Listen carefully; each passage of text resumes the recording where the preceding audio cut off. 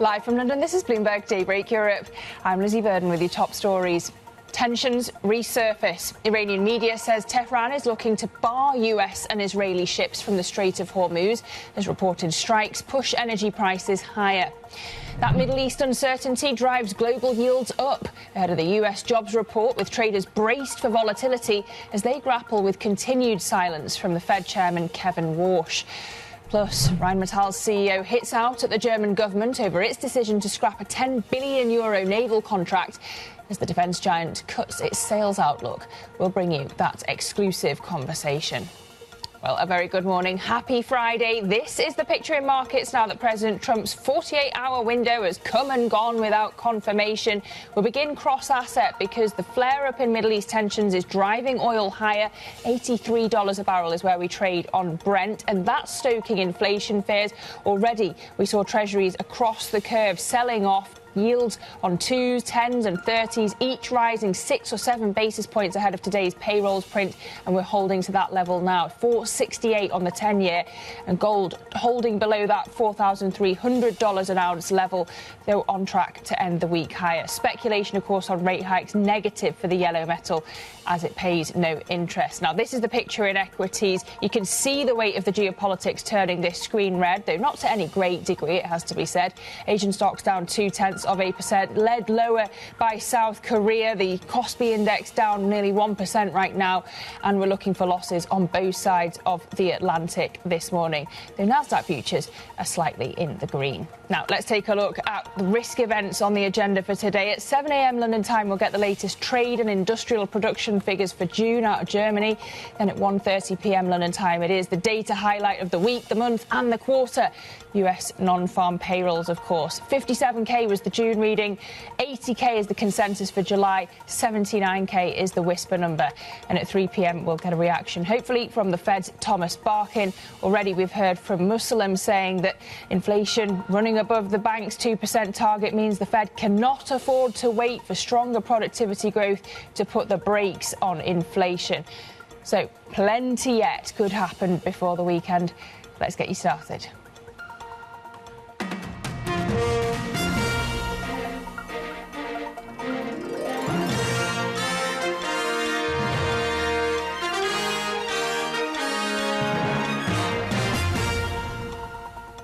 We begin in the Middle East with Iran saying that it wants to bar US and Israeli ships from the Strait of Hormuz and require payment from hostile countries to sail through it. European natural gas futures have jumped. Oil is higher, and traders really awaiting the US response now. Before those reports by Iranian media, the US president was asked whether a deal had been agreed to reopen the strait. I don't want to say it has been. It's sort of open right now. You know, we have a thing called the blockade headed up by the U.S. Navy, and we control it. And now we control it, but they can always shoot something. They always have something or drop a mine. I think we're doing very well. I'm involved in the negotiation. I think we're doing fine. It could be soon. Well, let's get more now from Bloomberg's Abir Abu Omar, our Horizons Middle East and Africa anchor, of course. Abir, good morning. I mean, the US just is not going to be agreeing to its ships being barred from Hormuz, is it? So how far are we away from a deal? It feels like we're as far as we've ever been. It's a good question, Lizzie. Good morning. Yes, you're right. It is very unlikely for President Trump to agree to the notions that have been laid out in these Iranian media reports about what the deal would look like. Just two important caveats here. One, those are reports by Iranian media. We don't have a formalized draft of the deal that was reached or that is being drafted between Oman and Iran that we've been reporting on over the past week or so. Second of all, the amount of ships that are flagged to either Israel or the United States that had historically passed through the Strait of Hormuz is very, very minimal. So we were talking about this earlier, and this perhaps could be a symbolic gesture by Iran in the draft. Again, if it is true that this is that these are the concessions that they have in that draft.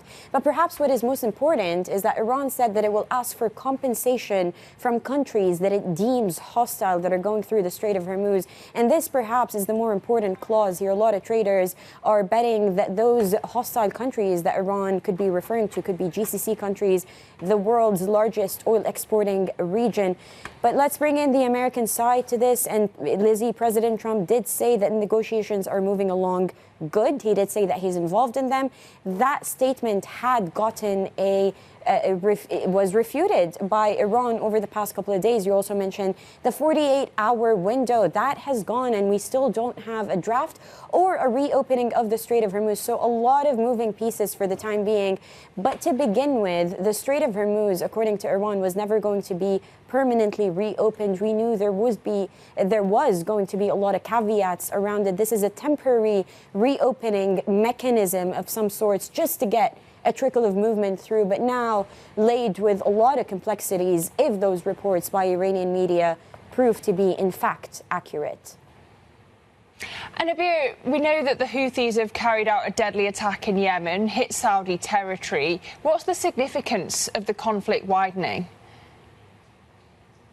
Yeah, that just widens the parameters of this war, Lizzie. So back when this whole thing started, the US-Israel-led war on Iran, it was really targeted. But now you're seeing different parts in the Middle East kind of get sucked into the whole widening war. And now you've mentioned the Houthis, the Yemen-based Houthis, of course, that had attacked the government, the government that is backed by Saudi Arabia. This is the biggest escalation that we've seen since 2022, when both sides of the table had reached a truce. We're also reporting some troops that have been killed in those escalations.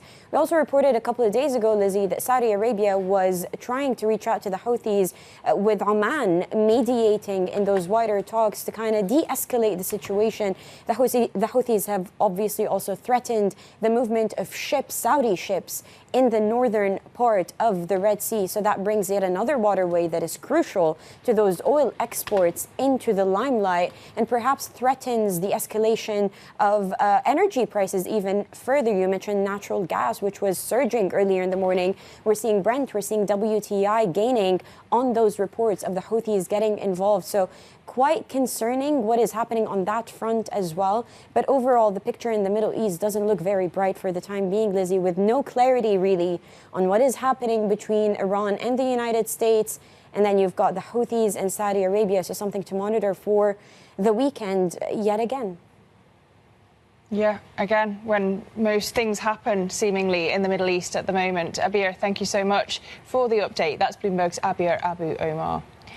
Well, let's turn to the market reaction of all of this, because we've got stocks slipping in Asia as that lack of a deal to end the war in Iran weighs on markets. Let's get a flavour of what's happening on the continent with Winnie Su in Hong Kong. Winnie, what are you watching this morning?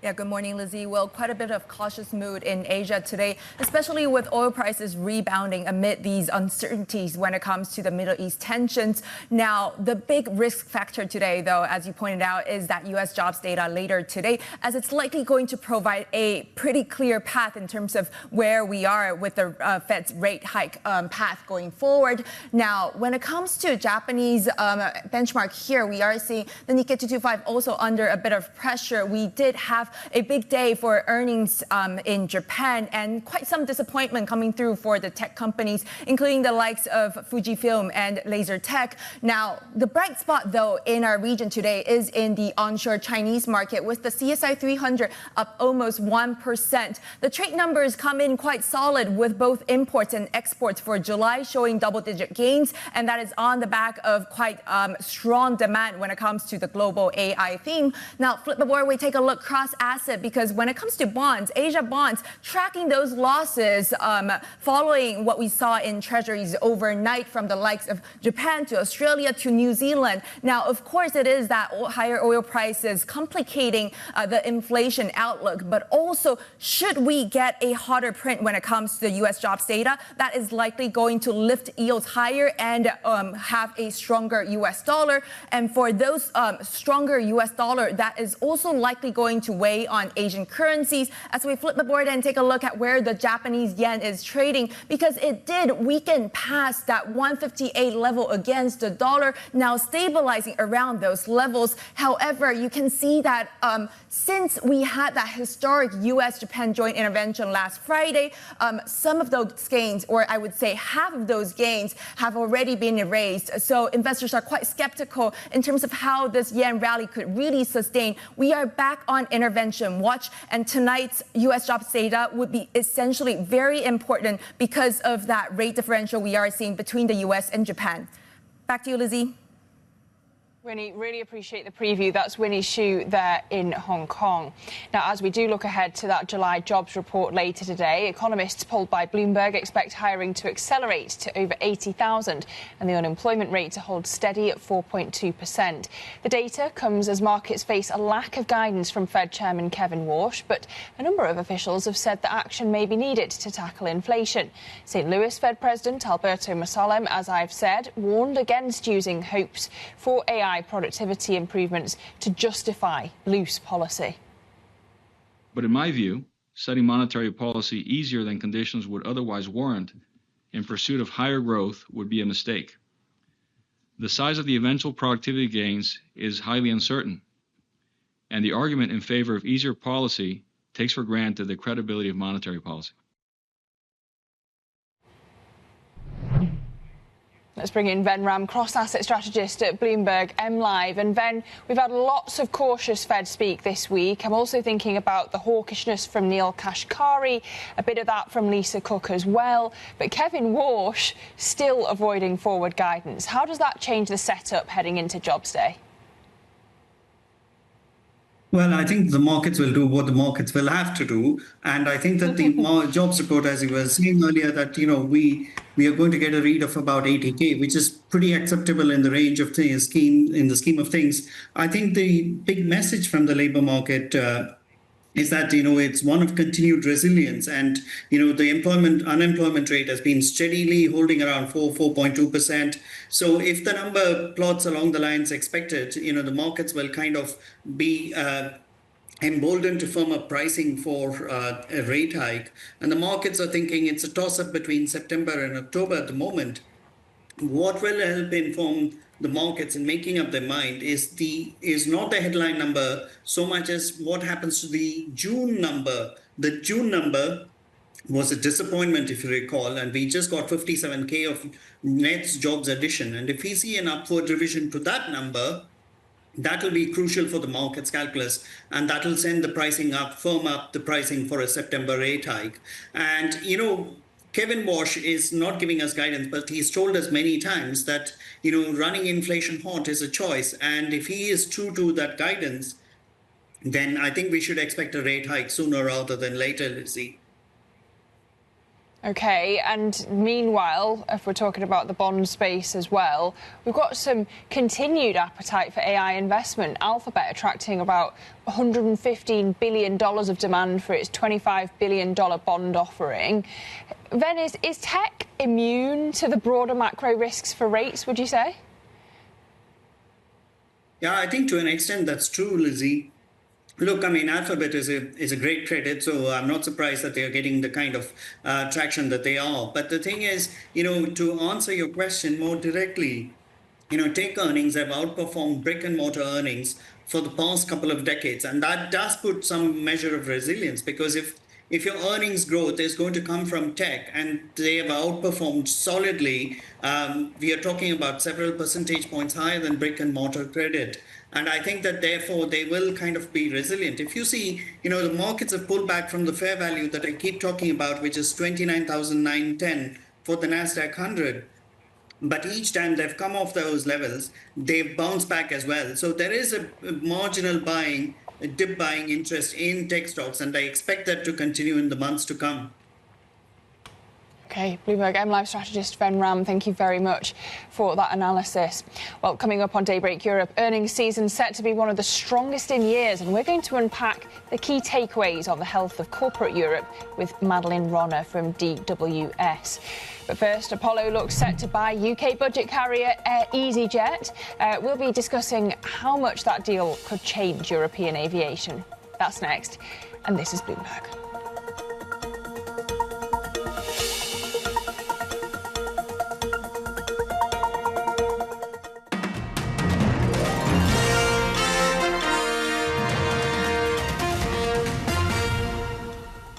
Welcome back to Bloomberg Daybreak Europe. Just coming up to 6:17 a.m. here in London. Well, to some M&A now, and Apollo has agreed to buy UK budget carrier EasyJet for £5.7 billion in a deal likely to shake up the European airline market. It comes after rival bidder Castlelake said that it was pulling out of the chase, and we can bring in Bloomberg's aviation reporter Danny Lee for the latest. Danny, looking back over the past 24 hours, first of all, why do you think Castlelake pulled out? Well, I think for Castlelake, they reached the limits of what they felt they could bid for relative to the total value of the assets that EasyJet has on offer. They had a very different direction and offer to what Apollo, who came out as the successor, the winner in this kind of bid chase. And ultimately, one of the key things around this deal is that Apollo had already got the backing of the key shareholder, the biggest shareholder of EasyJet, Stelios, and his family, worth 15% of the shares. And so with that kind of heavyweight backing, it does mean that Apollo was always going to get over the line relative to Castlelake, who had been pursuing for quite some time. And at the last minute, Apollo coming in to shake up the dynamics with the help of the EasyJet board. And of course, one angle to all of this is how you have foreign and private equity buyers aggressively snapping up UK companies. The other is what it means for the aviation market. How much is it going to change what we see in Europe when it comes to airline? Well, I think for EasyJet, the key thing now is that they have a very well-funded, in the near future, a very well-funded new owner in the form of Apollo. The fact that it has very deep pockets, it can help support its ambition to grow and do it in a way on its own timescale without the spectre of the markets, because it clearly has been a much more difficult time for EasyJet over the recent period. Clearly, there has been more intense competition. You do see the huge dominance of the likes of Ryanair and whatnot. But you've already heard from the likes of Apollo, they're not going to be altering fundamentally the business model. They're not going to be doing, for example, cutting jobs. They're not going to change the location of the headquarters. They do want to scale it up in a way in which they see the opportunities to add bigger planes and on some of the busier routes and really help develop the business units to accelerate its financial transformation and generate even more profitability. So there is a plan there, and the fact that EasyJet have now got an owner who can really help accelerate its transformation in an even bigger way. All right, and Danny, do you think that there are other potential targets for this kind of takeover in Europe? I think it does remain to be seen. We are seeing a lot of M&A activity out there already. For example, we still have the outstanding M&A deal related to Portugal's national carrier TAP. That's still underway with the likes of Lufthansa and Air France-KLM in the final running. It does remain to be seen what else we see in the European aviation landscape. It is clearly quite a difficult time for the smaller players out there. We do see some others who are much weaker. We've also got Norse, a low-cost carrier in the Nordics. They are also up for sale as well. But even for the likes of EasyJet, who have now got this backing, for example, they can now compete more effectively against the likes of Air France-KLM and Lufthansa, even though they're different business models, but very much on their turf, especially in the short-haul market of Europe. And that's going to be much more competitive, and for EasyJet, much better to defend even against the likes of Ryanair. OK, Bloomberg's Danny Lee, thank you very much. Have a great weekend, Danny. I look forward to more legroom from EasyJet under the new ownership. But coming up on Daybreak Europe, how the North Korean leader has evaded sanctions to land a $22 billion windfall. We'll get you more on that story next. This is Bloomberg.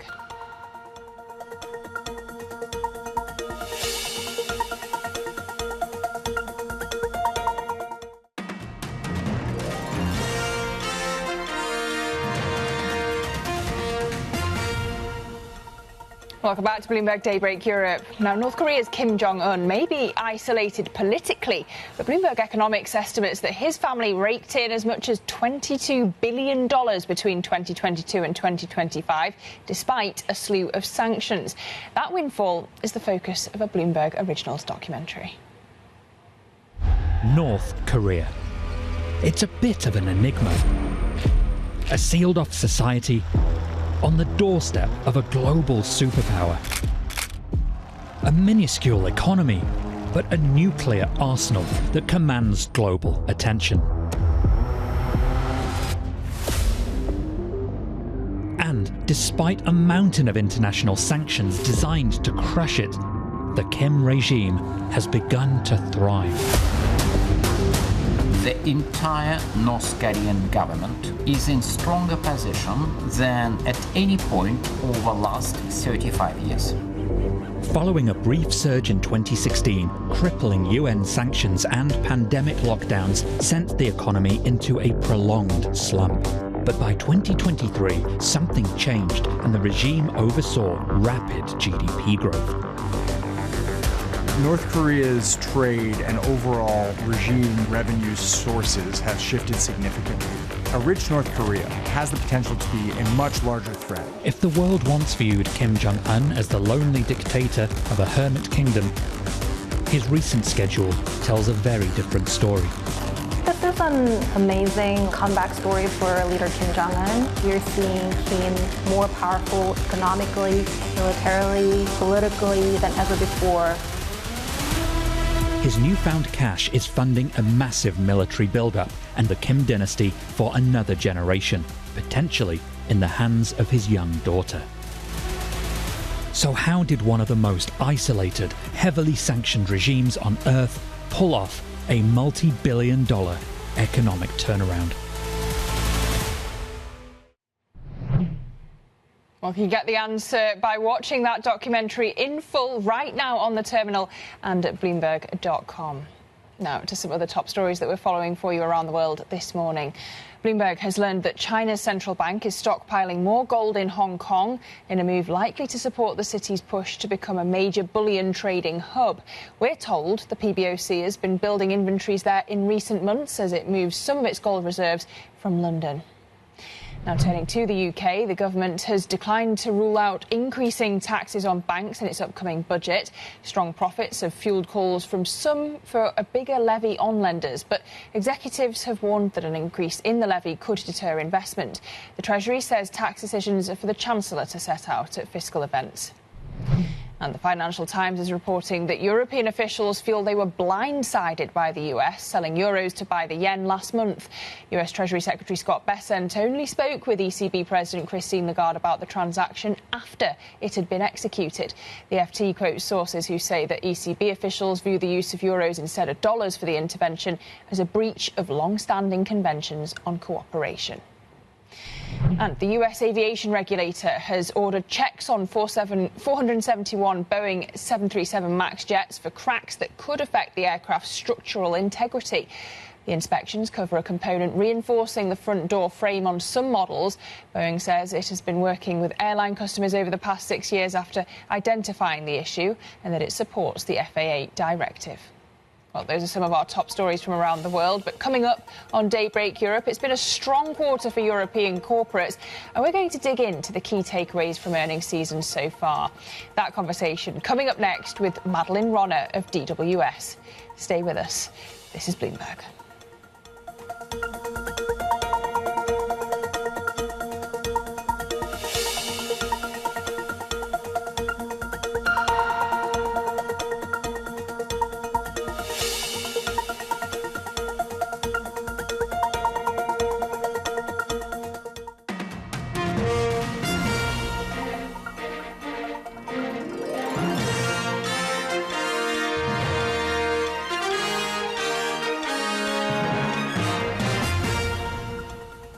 Live from London, this is Bloomberg Daybreak Europe. I'm Lizzie Burden with your top stories. Tensions resurface. Iranian media says that Tehran is looking to bar US and Israeli ships from the Strait of Hormuz as reported strikes push energy prices higher. That Middle East uncertainty drives global yields up ahead of the US jobs report, with traders braced for volatility as they grapple with continued silence from Fed Chairman Kevin Warsh. Plus, Rheinmetall CEO hits out at the German government over its decision to scrap a €10 billion naval contract as the defence giant cuts its sales outlook. We'll bring you that exclusive conversation. Well, a very good morning. If you are just joining us, 6:30 a.m. here in London. Happy Friday. This is the picture in markets. Brent at 83.81 the barrel. So that flare up in Middle East tensions driving oil higher by 1.6% this morning. That's stoking inflation fears, and we've seen yields on treasuries on the 2s, 10s and 30s, each rising 6 or 7 basis points yesterday ahead of today's payrolls print. We're holding around that now. 468 is where we trade. Gold holding below that 4,300 level at the moment, set though to end the week higher. That speculation on rate hikes negative, of course, for the yellow metal because it pays no interest. And then if we turn to the equity and futures picture, you can see how the geopolitics is weighing on this screen. And we've actually got the MSCI Asia Pacific Index just turning into the green, but really ever so slightly. Futures on both sides of the Atlantic pointing lower, but Nasdaq futures up 0.2%. That's what's happening in markets. Let's turn over now to the front pages this morning, and we'll kick off with the FT reporting on the shift of power at Google as the DeepMind CEO steps back, cementing the return of influence from co-founder Sergey Brin. So a bit of change at the top there. And then we turn over to the to the Times here in London, leading on concerns about fraud in the student loan system, with 1 in 5 loans going to foreigners. The paper says that unpaid debt could cost the taxpayer billions of pounds a year. So another headache for new Chancellor John Healey. Now, let's look at the Wall Street Journal. It's leading on US intelligence reports that suggest the Russian President Vladimir Putin could try to test NATO's resolve with a limited assault on an allied country in the next few years. Well, you can get a roundup of all the stories you need to know to get your day going in today's edition of the Daybreak newsletter, which is ever terminal subscribers can find by going to DAYB Go. Now, earnings season in Europe is on track to be the best in years, with earnings per share growth the highest since 2023. Let's explore now where the strength has come from with Madeline Ronner, Senior Portfolio Manager for Global Equities at DWS. Madeline, great to have you back on the programme. As I say, earnings season's been strong on both sides of the Atlantic, but then you've also had such high expectations. What's surprised you most this quarter? Yeah, good morning. Good to be here. So actually, this one was one of the best earnings seasons that we have seen in Europe for quite a while. And it's a pretty promising picture because, yes, expectations have been higher than in recent quarters, but they're still not quite as high as, for example, in the US. So there's still more room for upside surprises as well as expectation beats and raises. So actually, the breadth that we have seen of companies reporting better has been really good. So, and it has been coming from multiple points of strength, I think. So, I mean, banks obviously having a really good reporting season once again, but they have been for the past several quarters as well. I think defense, again, had a very clean reporting season, which was really strong. But like even in industrials, you saw some better activity and better growth as well.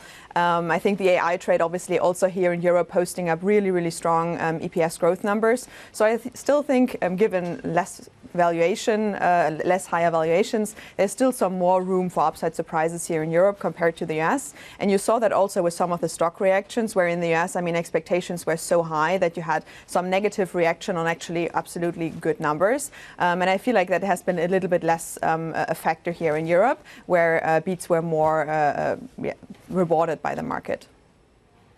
But in terms of whether that success can continue into the second half of the year and next year as well, Madeline, I was speaking to RBC Blue Bay's Mike Bell this week, and he pointed to, on the industrial front, the fact that France and Germany are shedding jobs. On the autos side, the fact that you've got Chinese competition. And then for banks, as you mentioned, there's the support from higher interest rates, but maybe that goes away later. And there's the demographic pressure if you have ageing populations and then fewer people to lend to.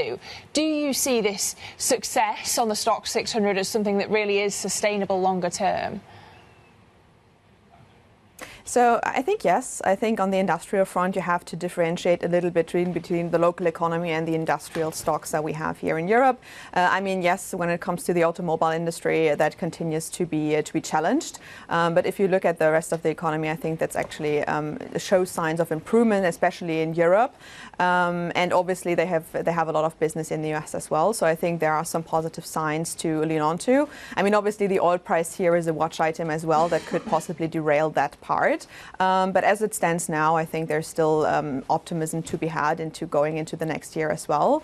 And when it comes to bank, I mean, you said it. I mean, they're still having the benefit from the higher interest rates. That will probably help. They're experiencing very good cost control. So we also think that part of the story. I mean, it has less room to run than it had 2 years ago, obviously, because also valuations have now risen in the last few years as earnings were quite good. But we still think there's some room to run here and still like that area of the European market as well.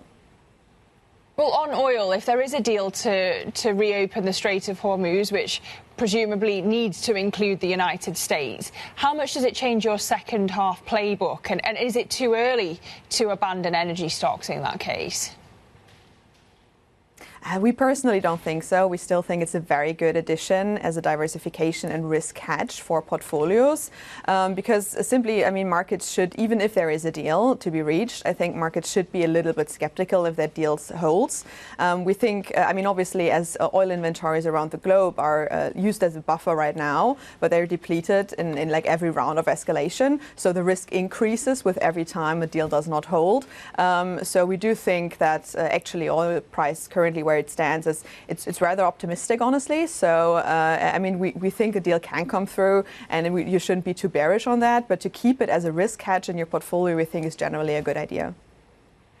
And you talked about how well defence has done. Have the ongoing wars changed which defence stocks you'd buy? So I think actually the debate around defense in the last recent months was very much shifted around execution more so than demand. I think the demand picture has been very well understood. And that is why I think like this earnings season now has been so important, right? Because the execution generally has been much, much better than in the previous 2 quarters. And if you now get like 2 or 3 like clean earnings seasons with like beat and raises and no large issues, I think that can just build confidence again into the longer term growth story. And people are more willing to price that in than maybe again. So I think that is part of the discussion. Another part of the discussion is obviously the shift in maybe where spending will go, like from just like an equipment mix standpoint, like traditional defense versus defense tech. I think the market is starting to settle a little bit around, okay, it will be a mixture of both. But that is still a story that will continue to go on maybe like in the next few years probably. But the earnings picture, I think, is very good. The execution is starting to improve, and that will reinforce confidence. Well, later on, we're going to be hearing from the Rheinmetall CEO. But just in terms of UK defence companies, Madeleine, of course, we've got an ex-defence secretary now as the Chancellor. Does that give you confidence in how much UK defence companies will be making in the future because of contracts? Or do you think he's just too fiscally squeezed to make anything meaningful of his verbal pledges?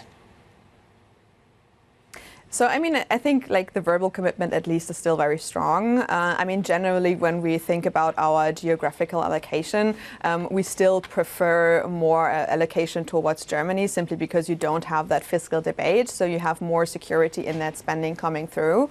But still, I think the whole picture across Europe still looks very, very supportive. And the commitment towards increasing the spending is there. So I think overall from that, the demand side, I think, looks really, really promising. OK, Madeleine, great to see you. Happy Friday to you. That's Madeleine Ronner, Senior Portfolio Manager at DWS. Thank you very much for joining the programme. Well, still ahead on Daybreak Europe after the loss of a multi-billion euro German naval contract. As I say, we're going to hear from the CEO of defence giant Rheinmetall. That exclusive conversation coming up next. This is Bloomberg.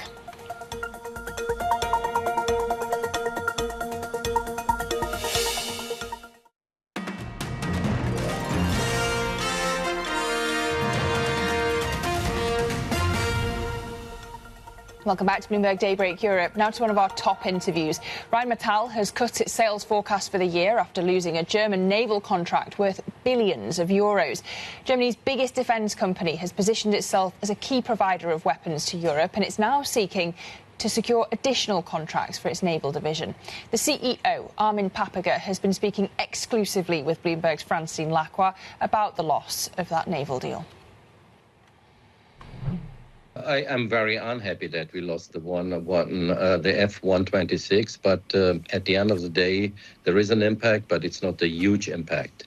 The naval business is at the moment the smallest business of Rheinmetall, and we will have an impact this year of about 300 million euro in sales.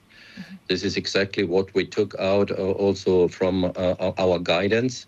But this business is on a level of 10%, so between 20 and 30 million, with an EBITDA of 3 billion. So you see the impact is very small on the profitability. Could this actually lead, though, to a slowdown of the production ramp-up? No, not really, because we have such a wide product portfolio that I'm sure that we can, over the next years, compensate or overcompensate also these areas. We are fighting hard, and I have a great team, and the people compensate a lot. So we stay on the expectations, and for next year and also the years after next year, my expectation is that the growth rate is still more than 30% per year. So what exactly will compensate for this loss of contract? Is it autonomous vessels? Is it smaller boats? This is one point. On the other point, we are looking for international and other national contracts. And I'm sure that also Germany will give us some contracts, because we have the biggest shipyards over water here in Germany. And Germany needs these capacities, and I'm sure that we will find a good way. Have there been any developments on your bid for the German naval yards? We gave a non-binding bid on the German naval yard, and at the moment I can make no decision, because I have to wait that we get more contracts. With the F-126, it was a need. Therefore, that was the reason that we gave this bid.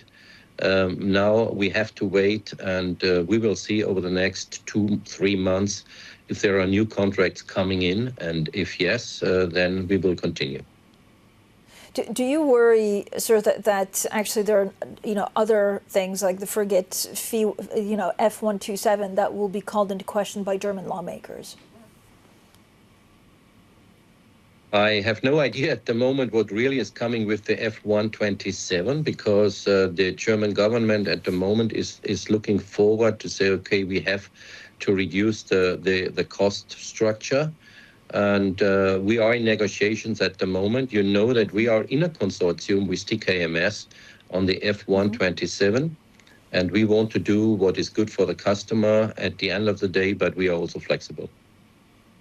I mean, Germany appears to have also decided to open the tender up to others for the procurement of the collaborative combat aircraft instead of going with the Rheinmetall Boeing product from the start. What do you make of this? Competition is always good. Germany is looking at the moment for different solutions, and at the end of the day, the best solution should win. We go with Boeing Australia in that area, because we believe that this system at the moment is a modern system, and is the most qualified system at the moment. But it seems to be that Germany wants to go like on the drone business with 2 or 3 different competitors, and that's really good, and that's fine for us. But what does it mean for you? Are you still confident that you will be given the order? I think that the order will be first split to have a pre-phase order, and then at the end of the day, the winner takes it all. And I'm always convinced. If I'm not convinced that we are able to win, I should not go into a competition. I mean, that's good life advice in general. Now, by collaborating with Boeing, it also means that you're no longer developing this collaborative combat aircraft with Anduril.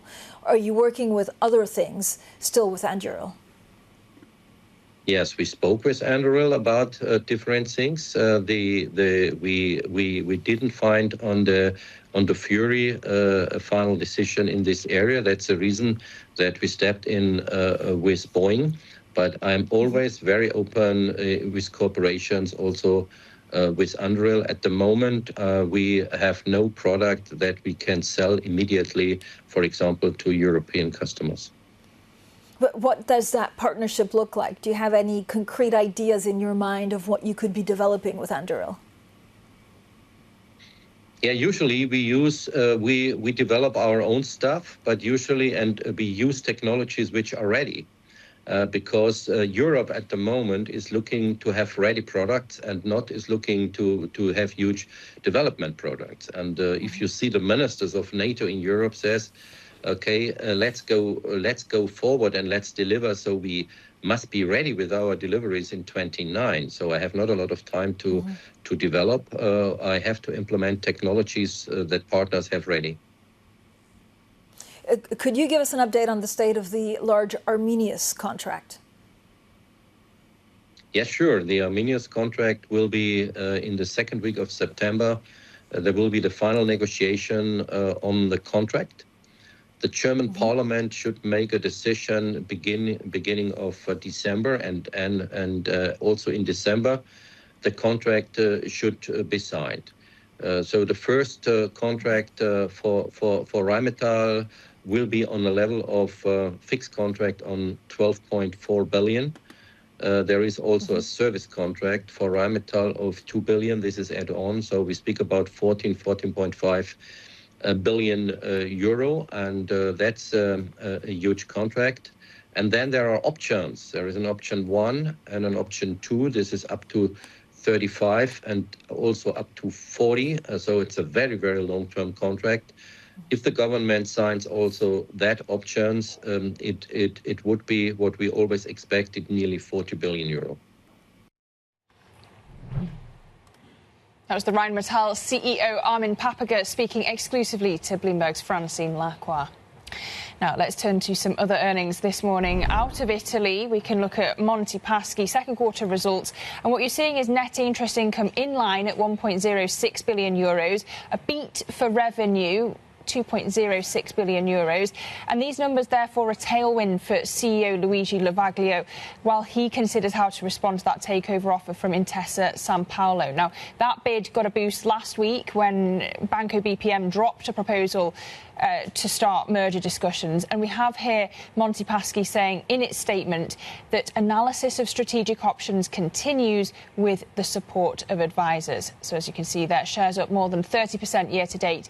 We'll await the European market open and the reaction there. Now, to some of the top corporate news this morning. The PIMCO owner, Allianz, has reported record second quarter profit, driven by better results in its insurance and asset management businesses. PIMCO itself attracted 32 billion euros from outside clients, while its sister unit, Allianz Global Investors, recorded 7.6 billion euros in third-party inflows. Allianz is still maintaining its full-year guidance. Elsewhere, Jane Street is said to be in talks to refinance $11 billion of debt with investors, including PIMCO, in what could become one of the largest private credit deals on Wall Street. Sources tell Bloomberg that the financing could be upsized to as much as $15 billion in the coming days. A shift in borrowing from public markets to private lenders could provide flexibility and limit financial disclosures to a smaller group of investors. Elsewhere, Meta has been ordered to pay $567 million to New Mexico and make changes to protect minors using its platforms. The ruling also requires the Facebook and Instagram parents to fund programs addressing youth social media harms in the state for 5 years. Meta is battling cases across the United States and faces thousands of personal injury cases from teen users in both state and federal courts. Meta says that it plans to appeal the New Mexico ruling. Staying with tech, Bloomberg has learned that OpenAI's highly anticipated new device will have moving parts to give it personality, and it's likely to cost more than $300. We're told the screenless smart speaker will be shaped like a donut, roughly the size of a hockey puck, and is slated for release in 2027. Well, we have plenty more coming up for you, some terminal charts to frame your thinking for the day ahead. So stay with us. This is Bloomberg. Good morning.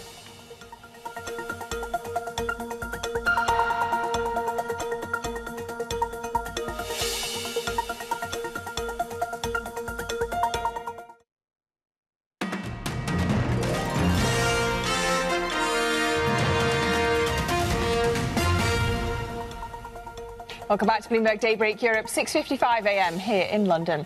Just a few terminal charts to set you up for the day ahead. And, of course, we have seen this flare-up in Middle East tensions. We've been talking about how the oil price has risen in response to that. President Trump saying that talks are moving along good, but still no sign of a final deal to reopen the Strait of Hormuz that would include the United States. So you can see that oil has been trading in a wide range as a result, and flip the board because that's fueling inflation concerns. We've got FX traders bracing for volatility, not just because of this, but also, of course, because we've got the payrolls print coming out of the United States at 1:30 p.m. London time. That arguably the biggest event when it comes to the data this week, this month, this quarter, and even more so in the lack of forward guidance from the new Fed chair, Kevin Warsh. Now, flip the board one more time because it's interesting to think about the impact on emerging market currencies. They've really been shaking off the geopolitics, and this is the JP Morgan